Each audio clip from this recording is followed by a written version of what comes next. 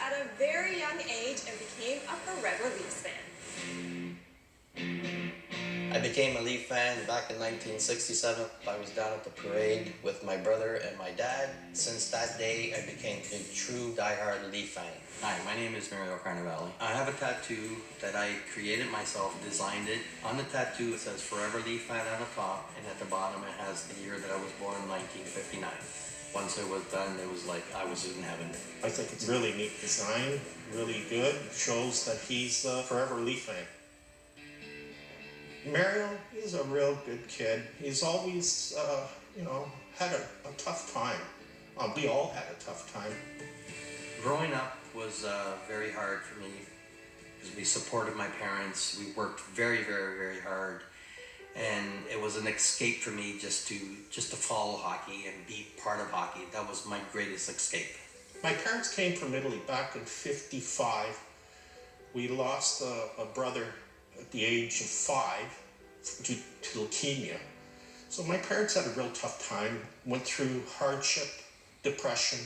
When I was born and I knew the whole story about this, it was a little bit hard taking on myself because I never witnessed to see my brother. Hockey, I think, was the one thing that made Mario happy, and it was his little true escape. The moment I really became to be a Leaf fan was back in 1967 when Toronto won the Stanley Cup.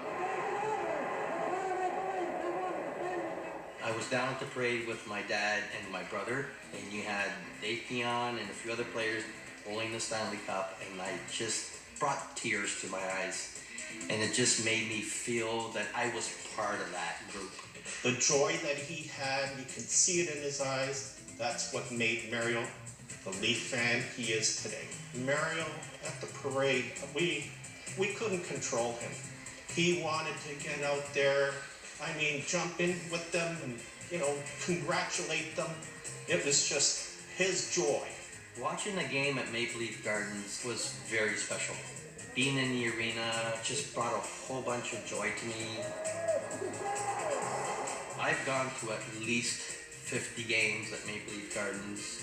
Back in 1976, I witnessed Darryl Sittler set a record of 10 points, 6 goals and 4 assists. The special moment to me was when he scored that 4th and that 5th and that 6th. It just made that place electrifying. I knew the penalty timekeeper, and I went down there and I asked him for a copy of his game sheet, to which they gave me a copy of his game sheet. Mario had to get inventive when it came to displaying his huge collection. Up next, some of his own creations.